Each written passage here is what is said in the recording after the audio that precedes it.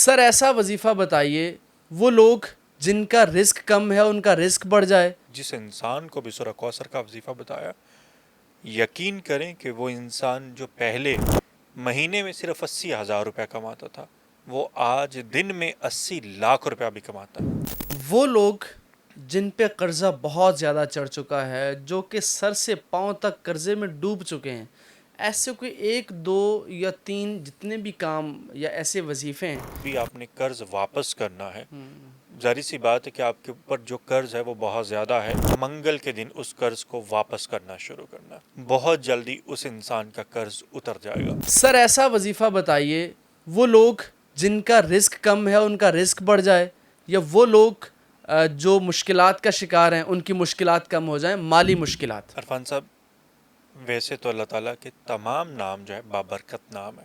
آپ جس نام کو جس مقصد کے لیے پڑھیں گے اس میں آپ کو کامیابی ملے گی. چاہے آپ سورہ مزمل کو پڑھیں، چاہے آپ سورہ کوثر کو پڑھیں، چاہے آپ اللہ الصمد کو پڑھیں، سورہ فاتحہ کو پڑھیں، آپ جس قرآن پاک کی آیت کو، جس سورت کو، جس مقصد کے لیے بھی آپ پڑھتے ہیں نا، آپ کو اس میں کامیابی ضرور ملتی ہے. بات یہ کہ جو پڑھ رہا ہے اس کا یقین کتنا ہے. اب میں آج آپ کو سورہ کوثر کا وظیفہ بتاتا ہوں. میں نے آج تک جس انسان کو بھی سورہ کوثر کا وظیفہ بتایا، یقین کریں کہ وہ انسان جو پہلے مہینے میں صرف 80,000 روپے کماتا تھا، وہ آج دن میں 80 لاکھ روپیہ بھی کماتا ہے. واہ. ٹھیک ہے. سورہ کوثر صرف ایک تسبیح روزانہ پڑھنی ہے. سورہ کوثر کا مطلب ہے کثر عظیم. اتنی دولت اللہ تعالیٰ آپ کو دے دیتا ہے. یعنی جو شخص سورہ کوثر کو پڑھتا ہے 1 مہینہ، 2 مہینے، 3 مہینے، شرط ایک ہے کہ اس کو پھر چھوڑنا نہیں ہے. آپ نے اس کو پڑھتے رہنا ہے. اگر آپ نے تنگی میں اس کو پڑھنا شروع کر دیا تو خوشحالی کے دن آئیں گے. جب آپ خوشحالی کے دنوں میں اس کو چھوڑ دیں گے تو اللہ تعالیٰ ناراض ہو جائے گا. آپ نے صرف اپنے نفس کو مارنا ہے، اپنی میں کو مارنا ہے، اور اس کے ساتھ آپ سورہ کوثر کی ایک تسبیح روزانہ پڑھنا شروع کر دیں. آپ یقین کریں جو انسان ہر حال میں سورہ کوثر کو پڑھے گا، صرف 3 آیتیں ہیں اور ایک تسبیح ہے، زیادہ ٹائم نہیں لگتا. زیادہ سے زیادہ 20 منٹ لگتے ہیں، زیادہ سے زیادہ. جو انسان 20 منٹ روزانہ اپنے لیے نکالتا ہے اور ساتھ تھوڑا صدقہ کر دیتا ہے. صدقہ کیا؟ پرندوں کو اناج وغیرہ ڈال دینا. اچھا. دیکھیں، ہوتا یہ ہے کہ جب آپ اللہ تعالیٰ کے دیے ہوئے رزق میں سے رزق پرندوں کو دیتے ہیں یا اس میں سے اللہ کی مخلوق کا حصہ نکالتے ہیں تو اس میں ویسے ہی خیر آ جاتی ہے، برکت آ جاتی ہے. سو سورہ کوثر کو جو انسان بھی پڑھے گا، آپ دیکھ لیجئے گا کہ ہر اس انسان کے دن بدلنا شروع ہو جائیں گے. خاص طور پہ جن بچیوں کی شادی نہیں ہو رہی، وجہ پیچھے کہیں نہ کہیں فائنینشیل ایشوز ہیں، وہ پڑھنا شروع کر دیں. غیب سے وسیلہ پیدا ہوگا. جن کے اوپر لاکھوں کروڑوں روپے کا قرض ہے، وہ سورہ کوثر کو پڑھنا شروع کر دیں، ان کے لیے خیر ہوگی. اسی طرح اگر کوئی دشمنوں کی وجہ سے پریشان ہے، یعنی اس نے قرض دینا ہے اور جس کا قرض دینا ہے وہ لوگ اسے بہت زیادہ پریشان کر رہے ہیں، تو سورہ کوثر کو پڑھنا شروع کر دیں. زیادہ نہیں، صرف ایک تسبیح صبح کے وقت، اور ساتھ تھوڑا سا اناج یعنی چاول اور چینی مکس کر کے کیڑوں مکوڑوں کو، پرندوں کو ڈال دیں.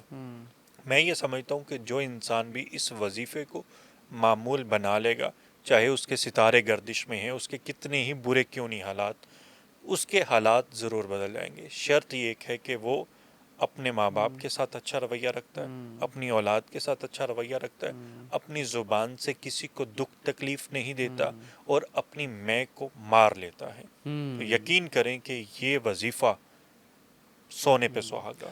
وہ لوگ جن پہ قرضہ بہت زیادہ چڑھ چکا ہے، جو کہ سر سے پاؤں تک قرضے میں ڈوب چکے ہیں، ایسے کوئی 1 2 یا 3 جتنے بھی کام یا ایسے وظیفے ہیں وہ بتائیے ہمارے ویورز کو کہ وہ پڑھیں اور ان کا سارا قرضہ اتر جائے. اور قرضہ کس دن واپس کرنا چاہیے؟ اچھا، یہاں پہ 2 چیزیں ہیں. ہم نے سورہ کوثر کی بات کی، جی. سورہ کوثر کو ہی پڑھنا ہے، پہلی چیز. دوسرا، روٹین بنا لیں کہ آپ نے مارننگ واک کرنی ہے، اور جب آپ گراؤنڈ میں جائیں، پارک میں جائیں، تو وہاں پہ آپ نے کہیں سائڈ پہ کیڑوں کو اناج ڈال دینا ہے. اچھا. ساتھ آپ نے کوشش یہ کرنی ہے کہ جب بھی آپ نے قرض واپس کرنا ہے، ظاہری سی بات ہے کہ آپ کے اوپر جو قرض ہے وہ بہت زیادہ ہے، ہوں چاہے 1 لاکھ روپیہ ہے، کسی کے اوپر قرض ہے تو وہ زیادہ ہی زیادہ ہے، ہے یہ. تو اس نے منگل کے دن اس قرض کو واپس کرنا شروع کرنا. اچھا. بہت جلدی اس انسان کا قرض اتر جائے گا. بدھ کے دن نہیں کرنا. اگر کوئی انسان بدھ کے دن قرض لیتا ہے یا واپس کرتا ہے تو اس کو دوبارہ اس قرض کو چکانے کے لیے قرض لینا پڑے گا. یعنی جو لوگ بھی بدھ کے دن قرض واپس کرتے ہیں یا قرض لیتے ہیں ان کو بار بار وہ کام کرنا پڑتا ہے. اچھا. تو یہ ایک مسئلہ رہتا ہے. ہاں آپ نے کسی سے پیسے لینے ہیں، بینک سے پیسے لینے ہیں، آپ بدھ کے دن جا کے پیسے لے لیں، آپ کو پیسے زیادہ آئیں گے. لیکن اگر آپ نے کسی چیز کو چکانا ہے، کرم کو آپ نے چکانا ہے، قرض کو آپ ختم کرنا، تو آپ منگل کے دن کرنا شروع کر دیں. تو جب آپ منگل کے دن یہ اس قرض کو اتارنا شروع کر دیں گے تو آپ کے اوپر مزید قرض نہیں چڑھے گا. ساتھ میں نے آپ کو سورہ کوثر کا وظیفہ بتا دیا. تو جو انسان بھی یہ کرے گا تو اس سے یقین کریں کہ بہت جلدی اس کے قرض کے معاملات ختم ہو جائیں گے، چاہے لاکھوں کا قرض ہی کیوں نہیں ہے. میں نے آج تک جس کو بھی یہ بتایا ہے اس کا قرض اتر گیا. اس کے ساتھ اگر وہ زیادہ سے زیادہ کچھ کر سکتا ہے تو پرندوں کے لیے ایک روٹی کا انتظام کر لیں. وہ صبح اٹھے، روٹی جو ہے اس روٹی کو پرندوں. چورا بنائے اچھا. اور وہ پرندوں کو ڈالنا شروع کر روز. دے روز. یہ اپنی زندگی کا معمول بنا لے. اس کے اوپر جتنا بھی قرض ہے وہ قرض دنوں میں ختم ہو جائے گا. میں یہ کہتا ہی نہیں ہوں سال لگ جائیں گے، مہینے لگ دنوں جائیں گے. میں. دنوں میں، چند ہفتوں کی بات ہے. چند ہفتوں میں جتنا بھی قرض ہے غیب سے کوئی نہ کوئی وسیلہ پیدا ہوگا.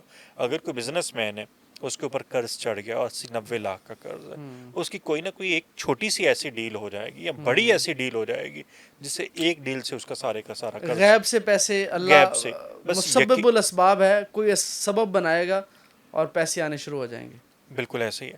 دیکھیں اللہ تعالیٰ کے تمام نام بابرکت نام ہیں اور تمام آیتیں زیادہ برکت والی ہیں. سورہ کوثر کی جس کی میں بات کر رہا ہوں، جو انسان جس مقصد کے لیے پڑھتا ہے نا اس مقصد میں کامیابی ملتی ہے. سو جس کے اوپر قرض ہے وہ یہ کرنا شروع کر دے. اگر قرض نہ اترے تو پھر مجھے بتائیے گا. اللہ تعالیٰ خود بخود ہی وسیلہ پیدا شروع کر دے گا.